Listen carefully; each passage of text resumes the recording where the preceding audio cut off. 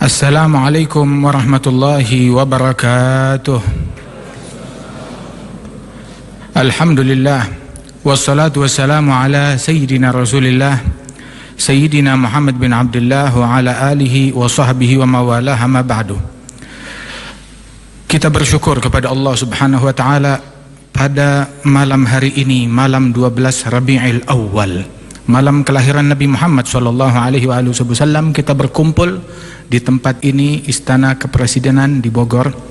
Kita doakan Bapak Presiden Republik Indonesia, Bapak Insinyur Haji Joko Widodo, insya Allah diberikan kesehatan, afiah.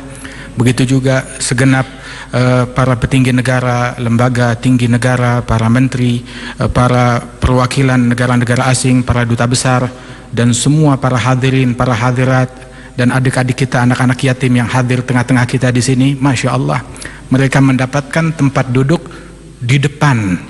Masya Allah, di depan dari duta besar, di depan daripada pejabat-pejabat tinggi negara. Mengapa? Mengapa? Dimuliakan anak yatim semata-mata karena mereka mengingatkan kita kepada Nabi Muhammad. Rasulullah SAW terlahir ke alam dunia ini dalam keadaan yatim. Ayahnya telah meninggal dunia, sallallahu alaihi wasallam.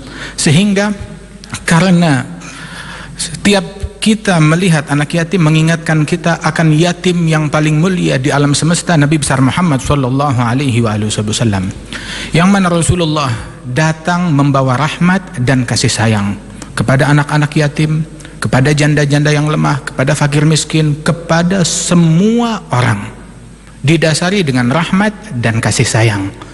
Sehingga Allah Subhanahu wa ta'ala saat memberikan misi kepada Nabi Muhammad, misinya misi rahmat.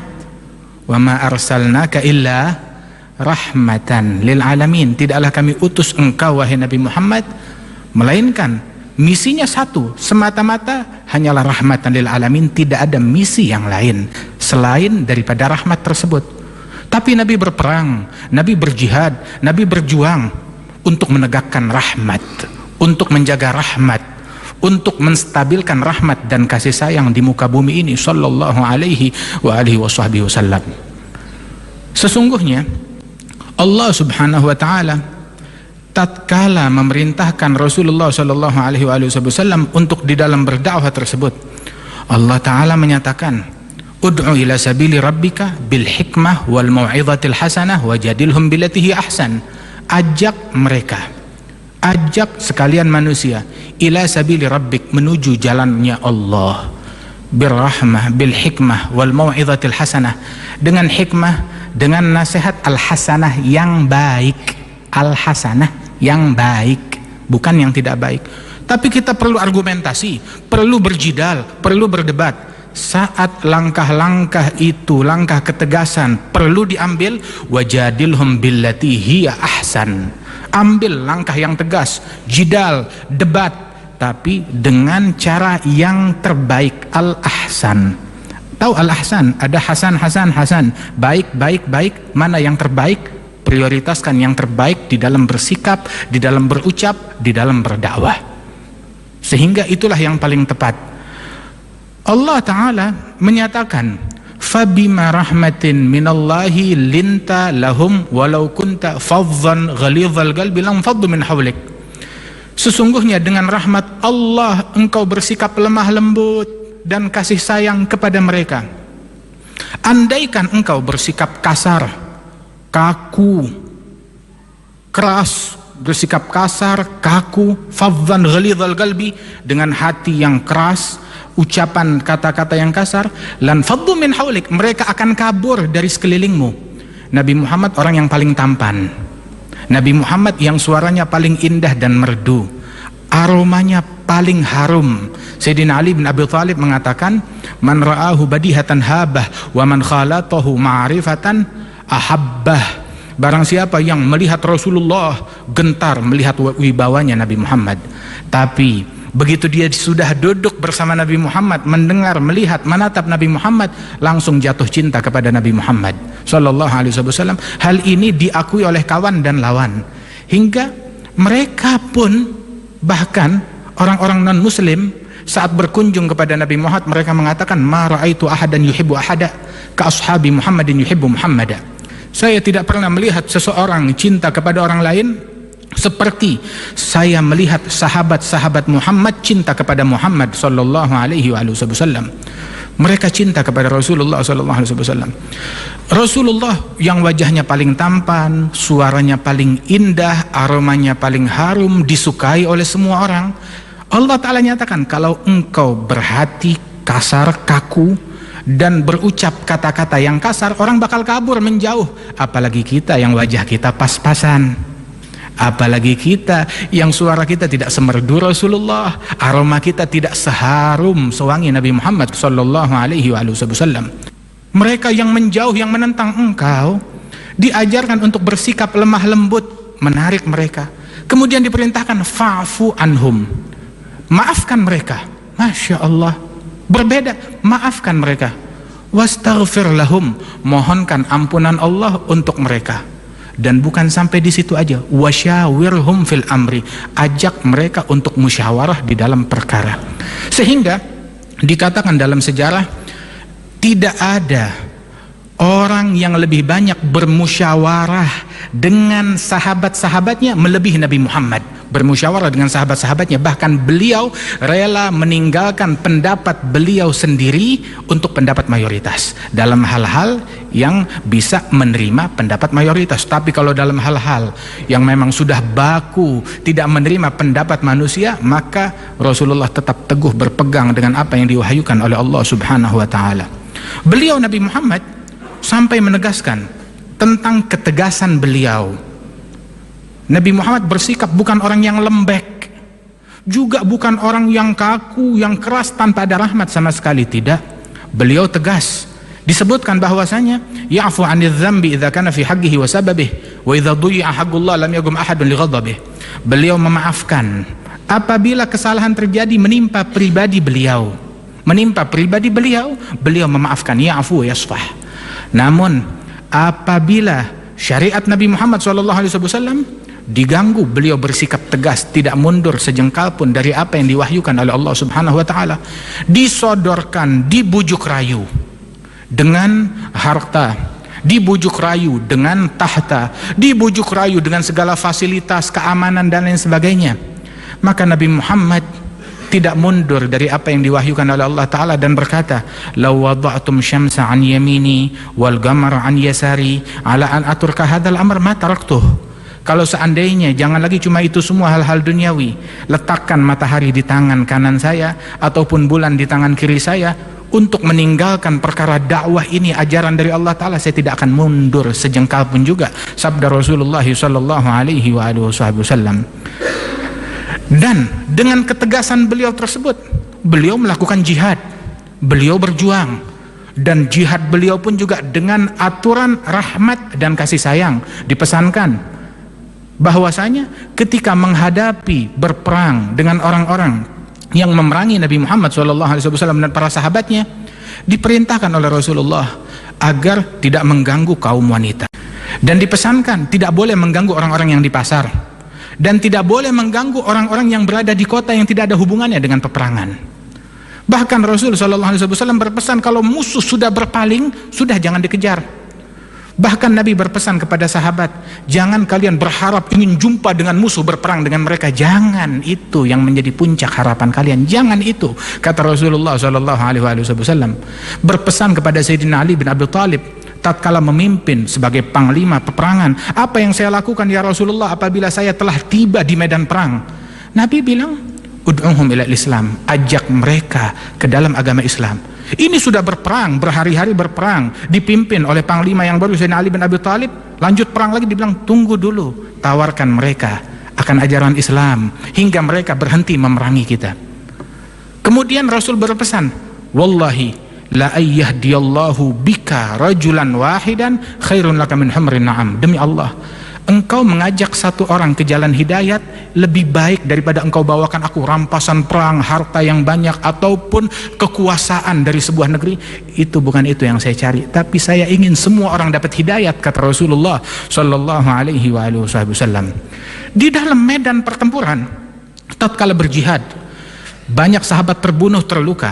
Datang laporan kepada Nabi Muhammad, teman-teman kita banyak yang terluka, sumpahi mereka, kutuk orang-orang yang memerangi kita. Nabi menjawab, dalam situasi perang, ma bu'itsu la'anan wala sabbabah. Saya diutus oleh Allah bukan sebagai tukang caci maki, bukan sebagai tukang laknat. Itu bukan saya. Habis ini kita lagi perang, innama bu'itsu rahmatan lil alamin. Aku walaupun perang atau aku diutus oleh Allah untuk rahmat kasih sayang bagi alam semesta ini, sallallahu alaihi wasallam. Ada satu sahabat, dia minum minuman keras, kemudian dihukum. Setelah dihukum, terulang kejadian, dihukum lagi dengan hukum yang berlaku sampai 3 kali, dihukum lagi, tertangkap, dihukum. Beberapa sahabat yang lain kecewa dan marah, ini orang dihukum berkali-kali, dia tidak jerah. Orang ini pantas untuk dilaknat, semoga dilaknat oleh Allah. Maka Nabi mendengar ucapan tersebut, Nabi marah.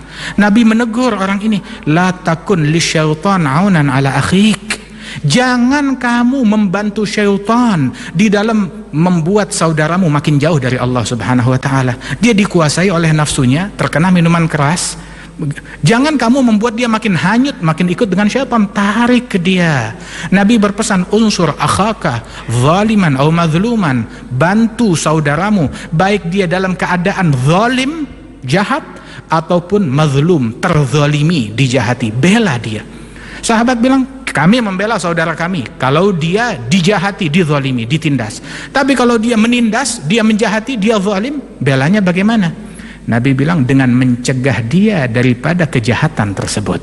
Itu yang dipesankan oleh Rasulullah sallallahu alaihi wasallam. Sehingga Nabi bilang, jangan engkau maki dia, sesungguhnya dia tetap cinta kepada Allah dan Rasulnya. Artinya tidak melulu orang yang berbuat jahat hanya ada kejahatan pada dirinya tanpa ada nilai kebaikan sama sekali. Bukan, tidak bijaksana pikiran semacam ini. Tidak semua orang yang jahat berarti 100% jahat, tidak. Tapi pasti ada nilai kebaikan yang ada pada diri orang tersebut. Ada satu orang datang kepada Rasulullah di tengah majelis, ya Rasulullah, saya minta izin. Izin apa? Izinkan saya mau jalankan semua syariat Islam, cuma saya izin satu, izinkan saya untuk berzina. Ini kalau di majelis kita ada orang macam begitu, tengah-tengah majelis agama, tahu-tahu bilang saya izin berzina, apa yang terjadi? Mungkin kita pukuli, atau kita marah, kita maki, kurang ajar, tidak menghargai majelis. Tidak. Nabi malah mengatakan, kemari, mendekatlah. Didekatkan orang tersebut sampai betul-betul dekat di hadapan Nabi Muhammad. Nabi bertanya, apakah engkau rela seseorang berzina dengan ibumu? Dia bilang, saya tidak rela, kurang ajar itu. Apa engkau rela ada orang berzina dengan istrimu, atau anak perempuanmu, atau adik perempuanmu? Disebutkan keluarga perempuan yang satu persatu, dan dia berkata, saya tidak rela. Nah begitu juga kalau engkau ingin berzina, bukankah wanita yang engkau ajak berzina, mungkin dia itu ibunya seseorang, anaknya seseorang, istrinya seseorang, keluarganya seseorang. Sebagaimana engkau tidak rela, mereka pun juga tidak rela. Maka masuk ke akal orang tersebut. Dia bilang, betul ya Rasulullah, sekarang saya taubat. Tapi didikan Nabi belum selesai sampai di situ. Nabi bilang, mendekatlah lagi, sampai betul-betul dekat di hadapan Rasul. Rasulullah meletakkan telapak tangan beliau di dada orang itu. Itu orang berkata, wallahi, demi Allah, tidaklah Nabi Muhammad mengangkat telapak tangannya dari dadaku, melainkan tidak ada kejahatan yang lebih aku benci daripada perbuatan zina. Hilang, luntur kecintaan kepada perzinaan dari dalam hatiku ini berkat doanya Rasulullah sallallahu alaihi wasallam. Wahakadha Nabi sallallahu alaihi wasallam, waktu ada seorang wanita, dia mengaku, ya Rasulullah, saya berbuat zina, tolong hukum saya. Maka Nabi berkata, kamu hamil, ya tunggu sampai hamilmu selesai. Sudah selesai melahirkan, dia datang kepada Rasulullah, ya Rasulullah, sudah selesai kehamilanku, susui sampai 2 tahun. Sudah selesai menyusui, ya Rasulullah, sekarang tolong dirikan hukum Allah kepadaku. Didirikan hukum Allah. Saat didirikan hukum Allah, ada beberapa orang berkata, orang ini, wanita ini bagaikan seekor anjing yang dihukum. Nabi marah, menegur, tahu apa engkau? Saat ini dia sedang berenang di sungai surganya Allah Subhanahu wa ta'ala. Siapa gerangan yang lebih hebat dari dia yang menyerahkan nyawanya untuk menjalankan aturan dan hukuman dari Allah Subhanahu wa taala. Nabi tetap melarang sahabat untuk mencaci walaupun dia itu orang yang maksiat. Mungkin dia sudah bertaubat kepada Allah Subhanahu wa taala. Nabi berpesan di dalam hadis beliau, sekarang ini akan datang Ikrimah bin Abi Jahal. Ayahnya Abi Jahal adalah Fir'aun dari umat ini, sangat jahat kepada Nabi Muhammad. Kemudian kata Rasulullah, putranya Ikrimah akan datang masuk Islam. Tolong, kata Rasulullah, jangan sebut-sebut keburukan ayahnya, kata Nabi Muhammad. Terus Nabi berpesan secara umum kepada para sahabat, la tasubbul amwat fatu'dzul ahya. Jangan kalian mencaci maki orang-orang musyrikin yang sudah meninggal dunia, jangan dicaci maki. Mengapa? Yang terganggu yang masih hidup, anak-anak mereka yang masuk Islam, yang masih hidup, mereka terganggu kalau kalian caci maki ayah dan leluhur mereka yang sudah meninggal dunia. Jangan caci maki. Agama Islam tidak dibela dengan makian. Agama Islam tidak dibela dengan cacian. Agama Islam berjaya di bumi Indonesia ini, di semua tempat di seluruh penjuru dunia, dengan rahmat, dengan kasih sayang, dengan kegigihan, dengan kesungguhan di dalam mengemban dakwah dan ajaran Nabi besar Muhammad sallallahu alaihi wasallam. Tapi kita diperintahkan amar ma'ruf nahi mungkar, betul. Amar ma'ruf mengajak, memerintahkan manusia kepada kebaikan dengan cara baik-baik. Nahi mungkar mencegah manusia dari kemungkaran juga dengan cara yang ma'ruf, dengan cara yang baik. Bukan kita amar ma'ruf dengan cara yang mungkar, atau nahi mungkar dengan cara yang mungkar. Jadi dua mungkar sekarang yang perlu dirubah. Tapi kita amar ma'ruf dengan cara yang ma'ruf, nahi mungkar dengan cara yang mungkar. Kita dakwah menjalankan ajaran Nabi. Siapa yang kita contoh? Nabi Muhammad. Qul hadhihi sabili, katakan wahai Muhammad, ini jalanku, ini jalannya Rasulullah, caranya Nabi, metodenya Nabi. Apa jalannya Nabi, kita ikuti. Nabi dalam amar ma'ruf nahi mungkar tidak pernah mencaci, tidak pernah memaki, tidak pernah menghakimi apa yang ada di dalam hati orang lain, atau menganggap orang ini jahat selama-lamanya, sial selama-lamanya di neraka. Tidak, sallallahu alaihi wasallam.